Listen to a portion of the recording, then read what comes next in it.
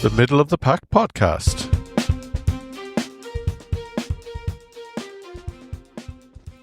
Welcome to this week's podcast. My name is Padraig, and we are this week talking about Taper Week, Maranoia.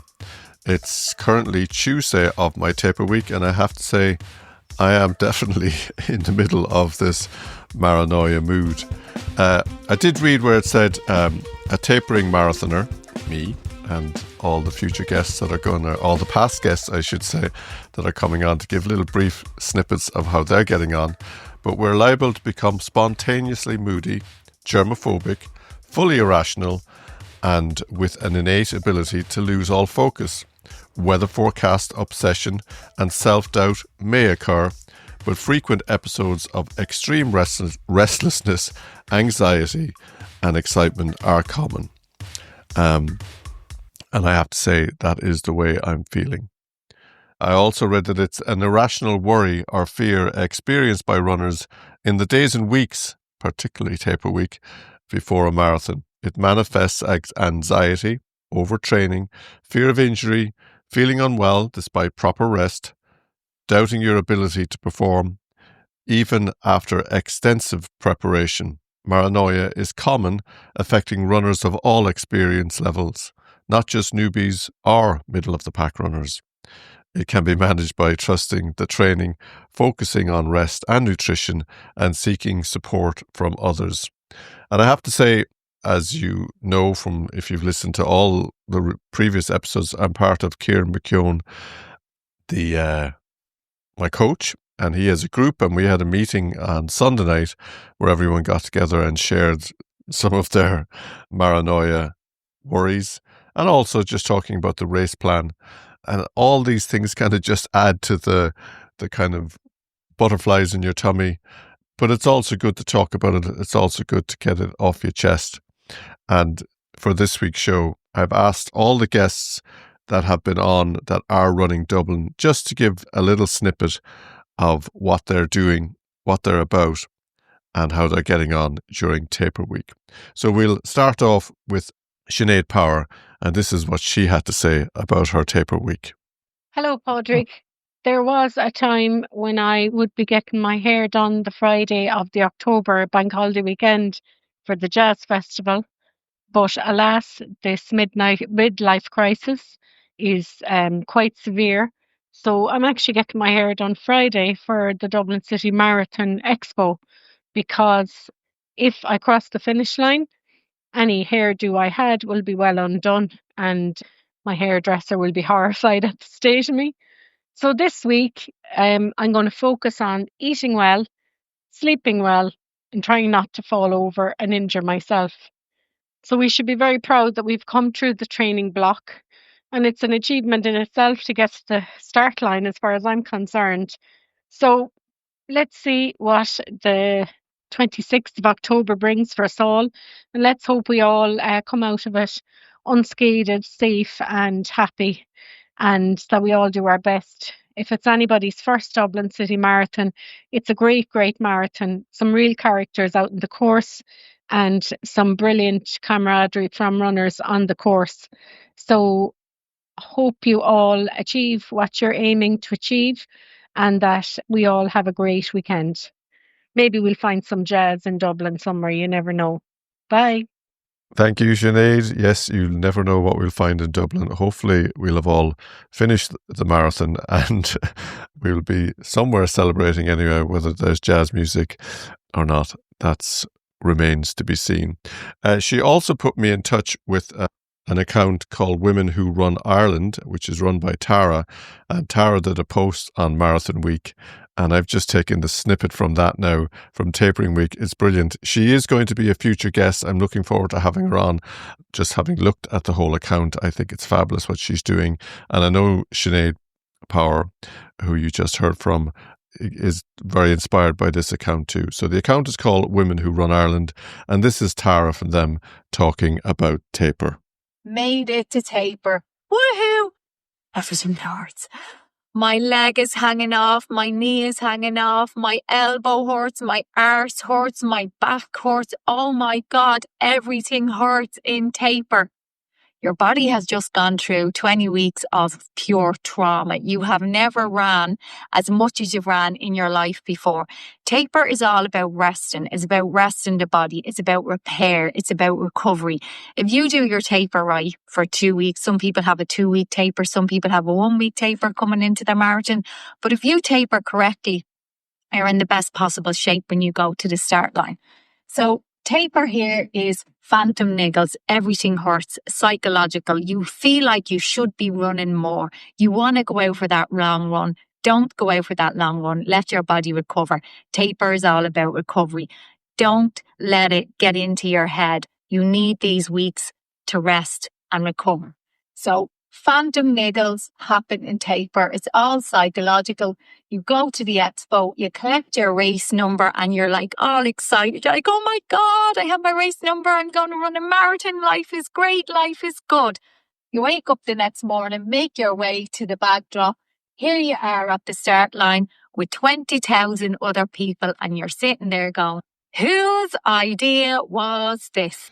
Well, it was my idea. It was Sinead's idea. It was Dave Buckley's idea. It was Angeline's idea. It was Fergal's idea.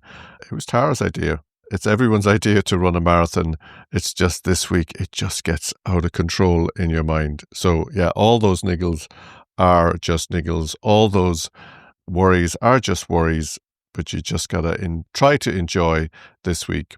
Let's hear from Angeline next and see what she has to say about her tapering week. Angeline and Fergal were actually my first guests on the podcast, and this is Angeline, Fergal's better half, talking about taper week. It's taper week, the final stretch before the Dublin Marathon.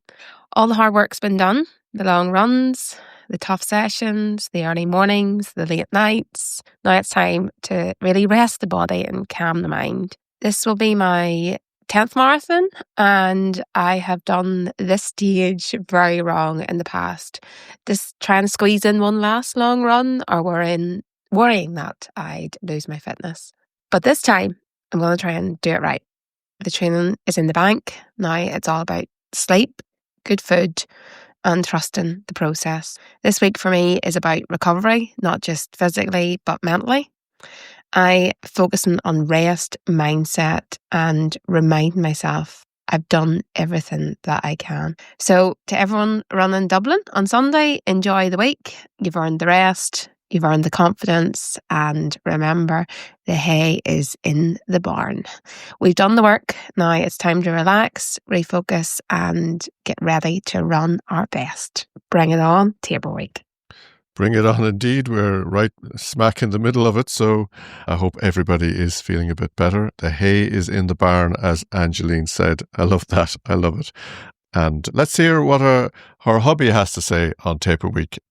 They send me different separate messages on occasions. I often wonder whether they're in the same household, but I do know they are, because they're wonderful parents to wonderful kids. And I don't know how they've been fitting in marathon training with their busy lives, but they have done. So well done to them. Here's Fergal, and see what he has to say about taper week for him. Hello, middle of the pack listeners. It's Fergal here, as previously seen as a co-leader with Padraig in the Cork City Marathon earlier this year. Dublin will be my 4th marathon, but really only my 2nd taper week, as I didn't know it existed in the first 2, or that a marathon training block existed for that matter. But 14 years after my first marathon, I'm older and only a little wiser. You see, ahead of Cork, I thought Padraig was sort of overhyping the craziness of taper week. But when youth goes to age for advice, they get the experience of years. And when I nearly booked a trip out to Hong Kong for my mate's 40th the week before Cork City Marathon, I soon realised there could be some truth in taper week's psychological effect on us runners. Thankfully, this time round, I feel calm and composed. However, there is still a few days left ahead of Dublin, but I feel at no risk of flying halfway around the world for the crack. I'm loving the build-up that taper week brings this time round. It's like preparing for a big championship match. You've been working towards a date in the diary. All the training's been done, and now you just have to focus on getting to the start line injury-free and ready to run your game plan on the race day, which in itself is another massive test of self-control, but really looking forward to it. Surprisingly, I'm disappointed when I only see a 3 to 5 mile run needs done on taper week. I remember when we started training, I was shocked that we had to do a 3 mile as a warm-up. let alone do any running after that. But you become what you do, and if you're listening to Padraig, then you're a runner and you've the work done. So trust yourself to keep the rhythm on the day and enjoy every mile with a smile. After all, it's not every day you get to perform in front of 330,000 spectators. So go out, milk it up and enjoy it and run your best. Thanks, Virgil. Jeepers, 330,000 spectators. Wow, that just adds to the nerves. Thankfully, they won't all be in one stadium. It'll be spread out over the 26.2 miles, 42 plus kilometres, which in itself is, again, nerve-wracking. Some little tips for marathon preparation, just to get your mind off taper week. Cut your toenails. Now is a good time to do that, so you're not doing it panically on the morning and doing yourself some damage. Make sure you've got some comfortable shoes and socks for afterwards. If you're meeting somebody at the finish line or whatever, make sure they bring some comfortable shoes and socks that you can change into. Carry only essentials for the race. Don't be afraid to chuck your bottles. I have silicone bottles that I've been using now for the whole build-up. They don't cost an awful lot, so as you finish them, just chuck them responsibly. Make sure you're aware of the people around you. Your watch is enough. You can also ask yourself, do you need your phone? Your watch should be enough. Can you meet someone to get your drinks mix?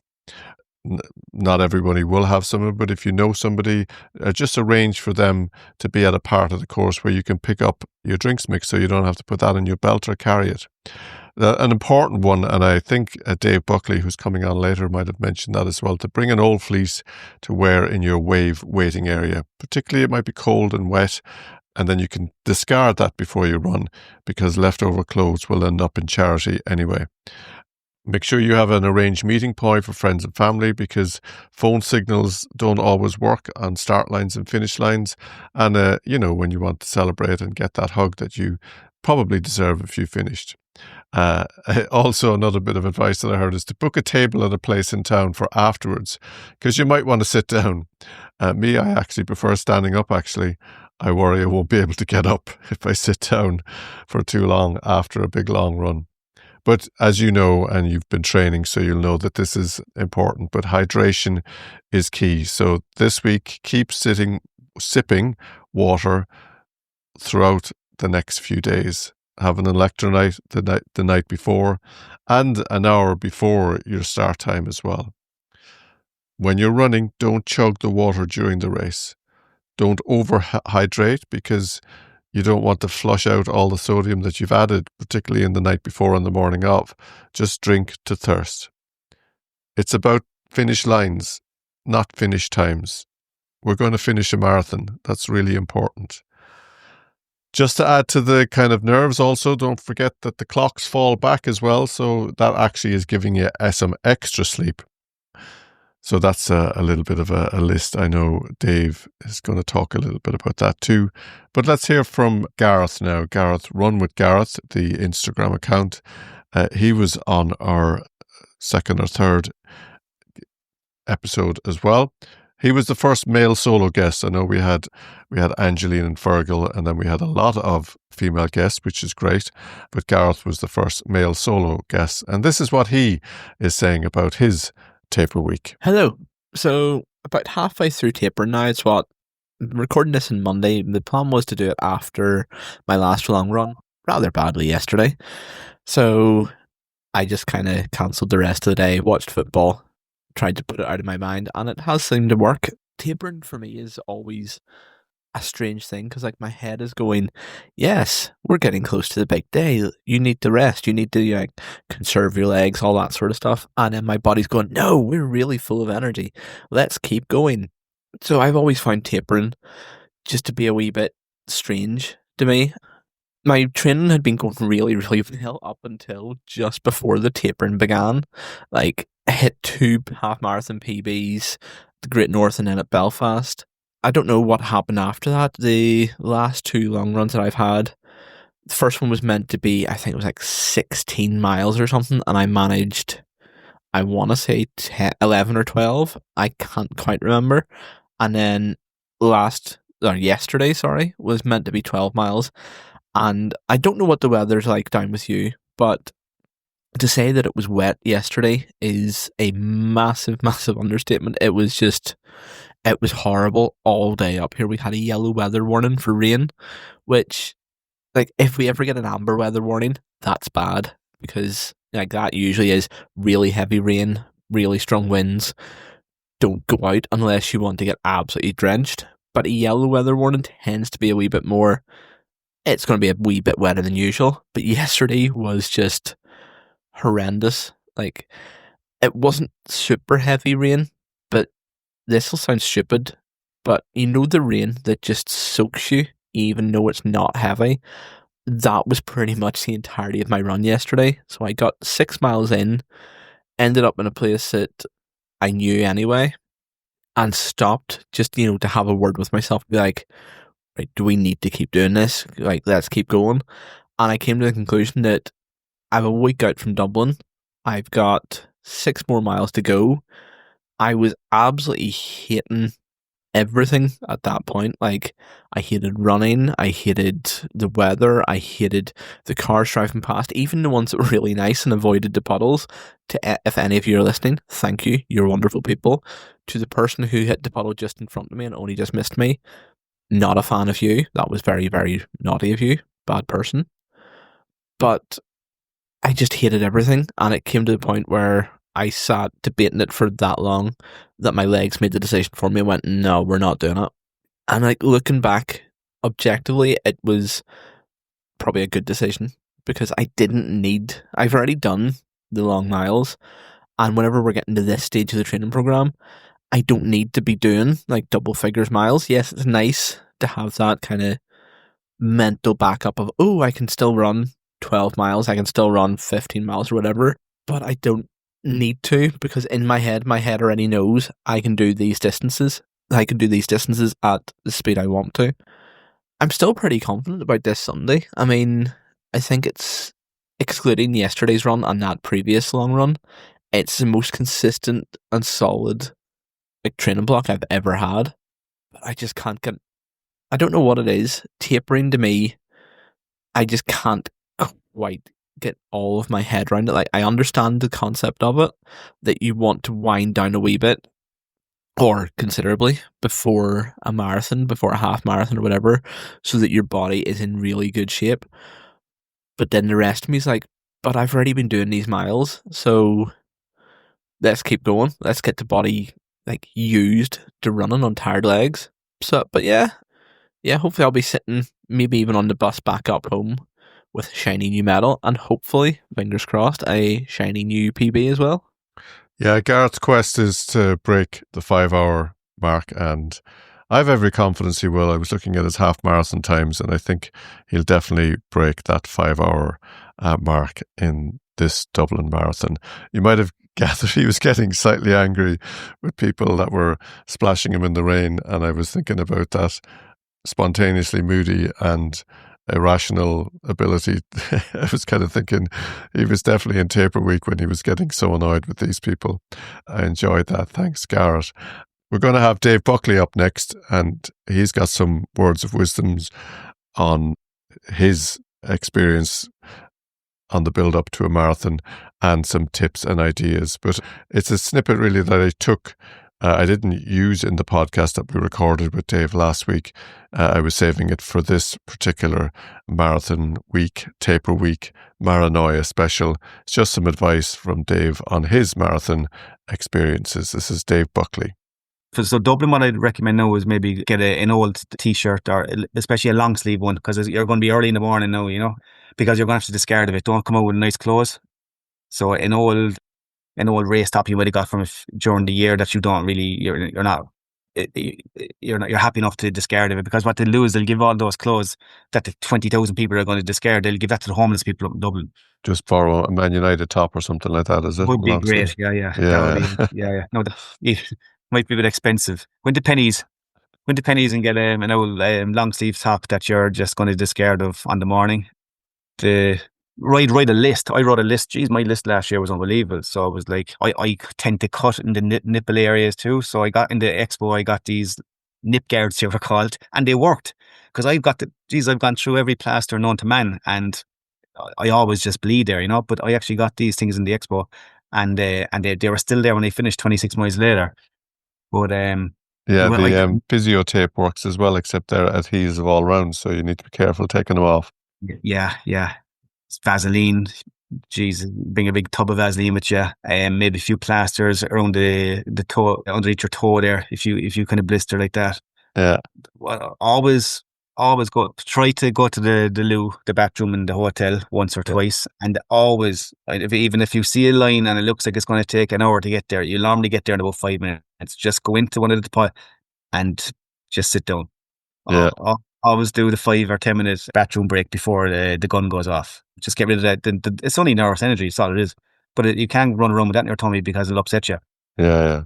So there are the few things I'd say. Gels, 5 gel. Well, it depends. It depends. Every half hour is what they say. 30 grams every half an hour. I know I'd need more than 5, but I have a drinks mix as well, so probably I'd have 5 gels and 2 drinks mix, and that will get me through for my time. Yeah. Like, are you going traveling up the night before? Yeah. Yeah. See, I went up last year, and I was like, I stayed in a hotel, and I didn't sleep a wink. Yeah, just try to bank your sleep Monday, Tuesday, Wednesday, Thursday, even the Friday, because you won't get anything on Saturday. Probably not anyway. Words of wisdom there from Dave Buckley. Thanks, Dave, and thanks to all my previous guests for coming on and just recording little snippets. Now, Dave mentioned writing a list, and I used the AI tool, and you can do this yourself. If you don't want to write it down, just type in, I'm traveling to Dublin for a marathon, staying overnight, do me a packing list, and your AI assistant, whoever that might be, will help you. And this is what they said for me: clothing, running gear, marathon running shoes, socks, sports bra, running shorts, sports bra if applicable, running shorts, pants, base layer, top. Warm layers, you'd need a light jacket or windbreaker, warm hat and gloves depending on the weather. Comfortable clothes for the rest of the trip: t-shirts, tops, trousers, jeans, underwear, warm sweater or fleece, and then, as we said earlier, an old top for the morning of the race that you might want to discard. Toiletries, you'll need your toothbrush, toothpaste, deodorant, shampoo, conditioner, soap, razor and shaving cream if applicable, makeup and makeup remover if applicable, hairbrush or comb, contact lens and solution, prescription medication if you need any. You need your phone, your chargers, your headphones, portable charger, camera, your marathon essentials, your marathon bib, your safety pins or your magnets, Vaseline or anti-chafing cream, your energy gels and snacks, water bottle, hydration pack, sunglasses if it's going to be sunny, but I'm not sure it will be for Dublin. If you're traveling from overseas, and I do know we have some overseas listeners, you need passport, travel itinerary, travel insurance documents, hotel reservation, accommodation details, and then miscellaneous items like snacks, energy bars, water bottles, spare water, reading material for entertainment or for downtime if you're kind of doing nothing the night before, cash, credit cards, travel adapter if you're traveling into Ireland, and some additional tips for us all. Check the weather forecasts, and I'm sure you have on numerous occasions already, because I'm checking it every day to see if the rain is coming or if the rain is past or if it's going to be there on Sunday. And just pack according to what the weather forecast could be. Wear comfortable shoes for travelling and exploring Dublin. We do have to get to that expo. Consider packing a small backpack or bag for carrying essentials during the marathon if you need to do that. But like we said earlier, it's often good to have a person or someone that you could arrange to meet at a certain point that might give you some things that you might have had to carry. And always question yourself, do I have to carry this? Do I have to bring this? Don't forget, as always, to stay hydrated and fueled and carb load on the build up to a marathon. All these things are super important.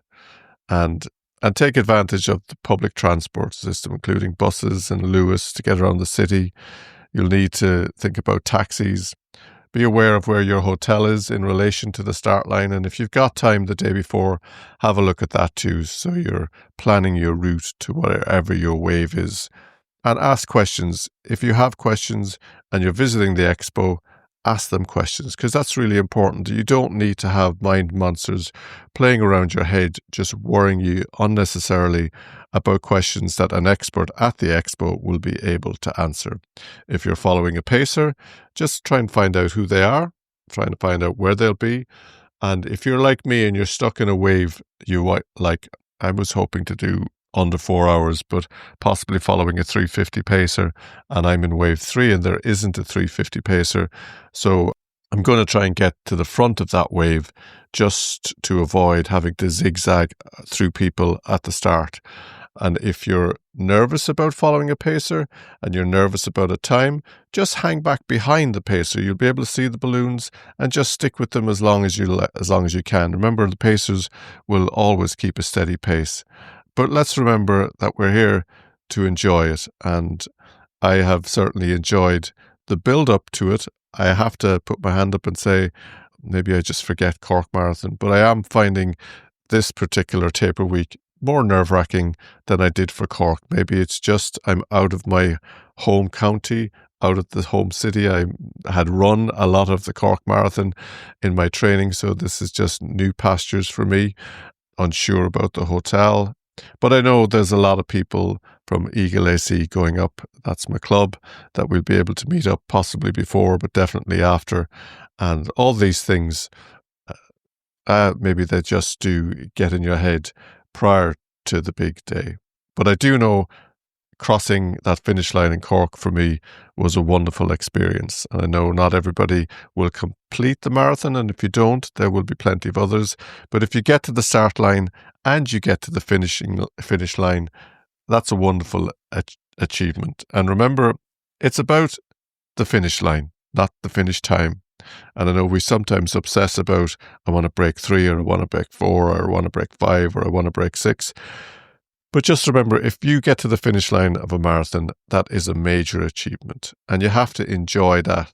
You have to really celebrate the fact that you've done the training block. And there's a lot of cliches, and we've heard them all, even this week, that we've done the training. My favourite one is the hay is in the barn. So thank you, Angeline, for that. And, we're here every week. We're going to continue this story. We'll be talking about the build-up to other marathons. And just remember that too. There will be plenty more races. There will be plenty more times. And if you do complete, and I hope all of us that have appeared this morning will get what we wish for time-wise and finish the marathon. And when we do that, we'll celebrate it. And we'll certainly then start planning for the next one. And I think that's another piece of advice that someone gave to me as well. When you finish the marathon, there can also be a slump. You can also have the, what am I going to do now? So start thinking about what you want to do next, whether it's just improving your 5K time or book yourself into a race. But the week after the marathon, maybe for almost 2 weeks after the marathon, take your rest. You certainly deserve it. Your body will need it. Enjoy the downtime. If you do like a tipple, have a few beers. You've trained really hard. You've really put the work in. And if you're not doing a marathon and you have been listening to this show, I do hope that you've enjoyed some of the stories on the build up to this marathon that might encourage you to do a 5K, a 10K, a half marathon, or a full marathon in the weeks to come. We have some fabulous guests coming up over the next few weeks after Dublin. Next week, I hopefully will have a few snippets, a few sound bites from the day itself. But I do hope you've enjoyed listening to this week's show. So you can follow us and like and subscribe on all the social media platforms, middle of the pack. Obviously, like and subscribe to this podcast. Follow us or whatever your podcast platform requires. But yeah, drop us a like, drop us a follow, drop us a favorite. And I do hope you have enjoyed this week's show. So for this week,